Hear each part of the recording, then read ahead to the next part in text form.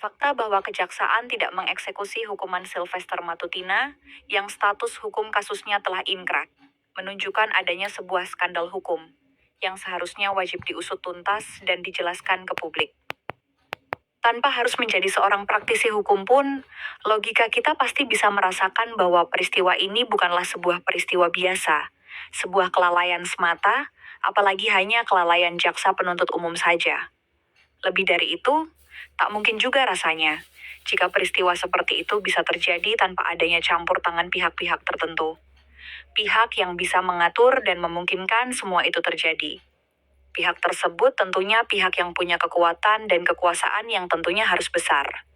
Mengapa begitu? Karena akan janggal rasanya apabila jaksa yang merupakan alat negara berani bermain-main dalam kasus yang terkait pencemaran nama baik ini.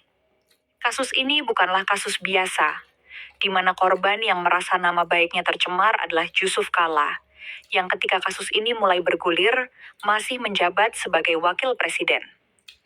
Karena itu tidak adanya upaya jaksa untuk mengeksekusi Sylvester sejak kasus ini inkrah, menunjukkan telah terciptanya sebuah pemufakatan jahat antara jaksa dengan pihak tertentu, yang mustahil rasanya jika pihak tertentu tersebut bukan pihak-pihak yang berkuasa. Ingat, pengabaian untuk tidak mengeksekusi tersebut telah berlangsung selama 6 tahun lamanya, dan masih berlangsung hingga video ini dibuat. Selain itu, jika bukan karena diungkapkan oleh publik, maka sangat mungkin rasanya Sylvester tak akan pernah menjalani hukumannya. Ditambah lagi Sylvester yang kemudian juga diangkat menjadi komisaris sebuah BUMN. Dipercaya menduduki sebuah jabatan yang nuansanya kental dengan aroma politis. Dari berbagai fakta tersebut, maka tak berlebihan rasanya jika kita menilai peristiwa ini merupakan sebuah skandal hukum yang sangat tercela. Karena selain mencederai rasa keadilan, peristiwa ini juga mengindikasikan adanya penyalahgunaan kekuasaan dan adanya manipulasi penegakan hukum yang dilakukan penguasa. Manipulasi itu tentu dilakukan sesuai dengan selera dan kepentingan kelompok pemegang kekuasaan tersebut.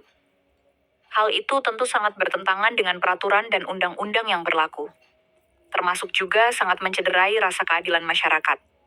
Karena itu, kalau negara ini, negara yang merasa pengibaran bendera One Piece sebagai pelanggaran, masih merasa sebagai negara yang berlandaskan hukum dan berkeadilan, maka skandal ini harus diusut dan diungkap dengan tuntas.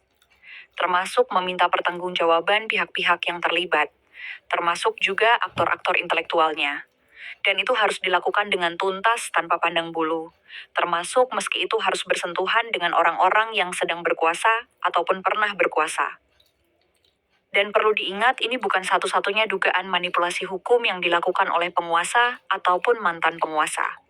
Bukankah kasus peradilan yang melibatkan Tom Lembong, kasus yang masih baru saja melintas di depan mata kita, juga syarat dengan dugaan manipulasi hukum yang dilakukan oleh penguasa atau mantan penguasa?